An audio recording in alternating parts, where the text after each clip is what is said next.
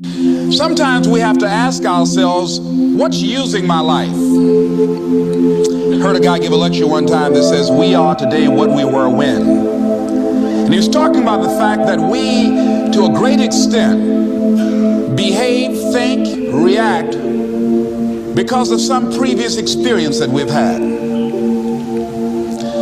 One of the things that we know about life is that it is always changing. Sometimes you're up, sometimes you're down. Sometimes things go real well, and sometimes they don't. Sometimes you're happy, and sometimes you're sad. Now that's that thing called life. And when we begin to understand and know that, accepting that reality, that we will never ever have things just on an even keel all the time, that you're going to have some ups and you're going to have some downs. But during those down moments, that's where the growth takes place.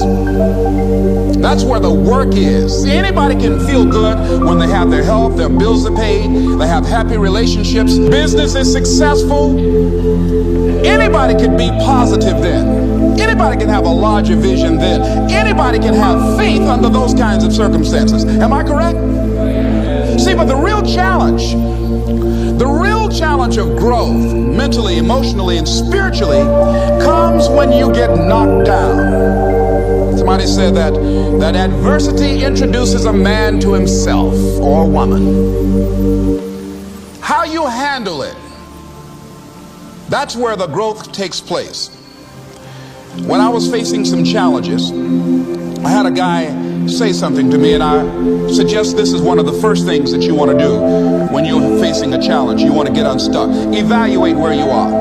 Look at it. Assess yourself. Assess yourself and assess the situation. What brought you there? What role did you play? Earl Nightingale had a saying I like. He said, all of us are self-made, but only the successful will admit it. What has brought you to this point? What did you learn from it? Are you learning anything, or are you doing it over and over and over again? Somebody said that insanity is doing the same thing in the same way, expecting a different outcome. Are you going through it, or are you growing through it? Are you bigger and better because of it? Because it's not going to leave you until you grow through it. I was going through a major challenge in my life that was wearing me out, that was using me. Well, you see, your mind is you know, when you go into a service station to get gas, you don't go in there and just start pumping. When you push the lever up, it clears the previous bill. By the same token, if you want to begin to move, you got to clear your mind of all the unnecessary luggage and baggage that's weighing us down. I couldn't move, I couldn't think about what am I going to do to get out of this situation, because I was so concerned about what happened and what he did to me and how bad it was. I was so stuck in that I couldn't even focus on what I should have done. Feeling sorry for myself and angry, and none of that was taking me anywhere. So pretty soon I learned through effort, made a conscious, deliberate, determined effort. I had to let it go. I had to forgive it. Let it go and begin to focus on developing myself. And I say to you, you're going to have people to do things to you. Things are going to happen to you. And the most important thing to do is to harness your will and let it go. And move so you can grow. So you can get on with your life. It doesn't matter about what happens to you. What matters is, what are you going to do about it? All of us have experienced some tragedy, and if we haven't, we will. And you can either let it destroy your life, or you can build upon it. You can permit it to let it hold you down, or you can decide, I'm not going to let that happen to me. I'm bigger than this. Make a declaration to yourself.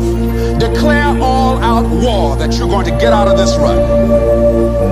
I don't care how good you are, I don't care how talented you are, I don't care how much you work on yourself. There's some times when things aren't going to go right. They just are not going to go right. There are times when anything that can happen will happen. Murphy's Law will be knocking at your door. Why? I don't know why. That's called life. And you have to deal with it. Sometimes your life will be in a slump, just like sports. Some of the best shooters can't hit baskets different times in games. They get in a slump. Do they sit on the sideline and say, I just didn't hit a basket today? No, they continue to execute. I suggest to you that if you are facing a challenge, don't stop. Stay busy. Work your plan. Continue to do those things that you know that work for you after you have evaluated yourself in the situation. Continue to move. Stay busy, stay busy, stay busy. Find somebody that you can help so you can forget about you for a moment. See, sometimes the best thing to do is to be. Sometimes you have to just back up and go within yourself. A bow and arrow, you can't take a bow and just push it out an arrow. You just can't push the arrow out. You have to pull it back and then release it. Sometimes you have to back up and go within and pray and meditate and recharge your batteries. Go away, clear your head, and then come back and look at it from a different vantage point. Don't operate while you're under the spell or the effect of what's going on. Next thing is that you've got to activate the thinker in you. Don't allow your emotions to control you. We are emotional, but you want to begin to discipline your emotion. If you don't discipline and contain your emotions, they will use you. Your mind goes on automatic, just like a guard. I loved reading the book called As a Man Thinketh by James Allen. He uses the analogy of the mind being like a garden. Weeds don't have to have any encouragement to grow. You don't have to water them. They don't have to get sunshine. They don't have to have fertile ground. They will grow through the cracks of a sidewalk. Am I right?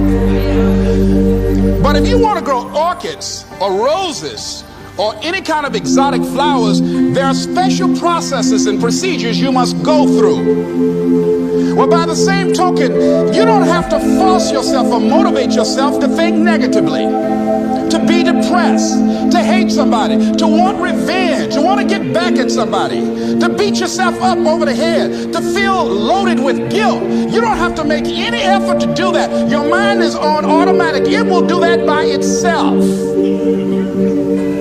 But if you want to begin to move into your own personal greatness, if you want to begin to really enjoy a happy, successful, healthy life, you've got to be willing to go against the tide. You've got to be willing to harness your will and say, in spite of this, I'm in control here. I'm not going to let this get me down. I'm not going to let this destroy me.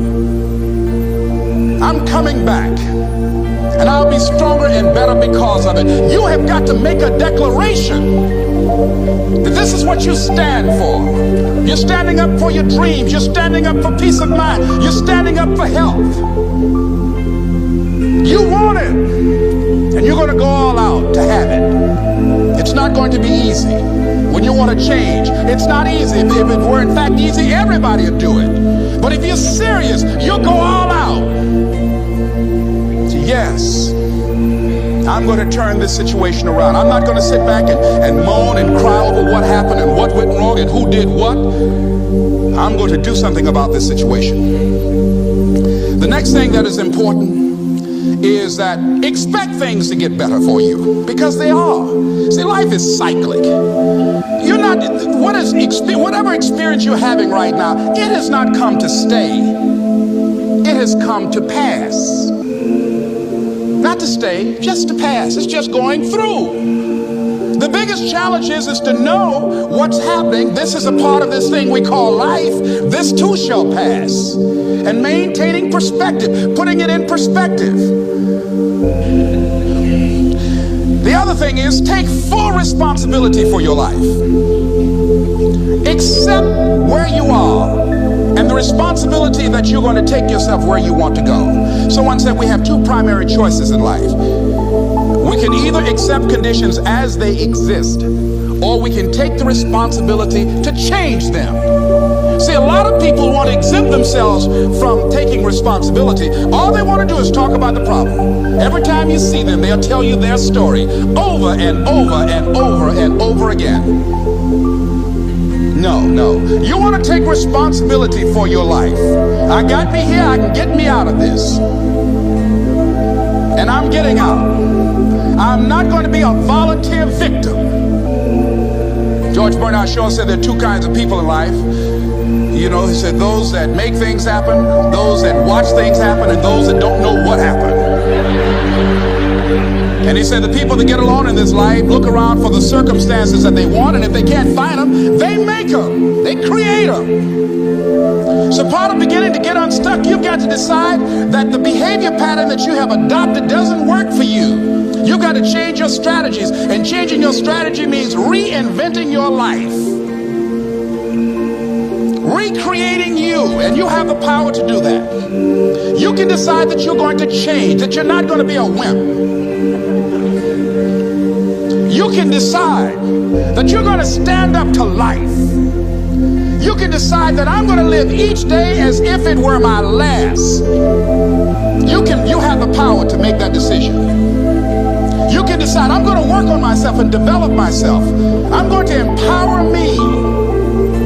And all of these things that are happening to me right now, they're just temporary inconveniences. They're not stronger than I am.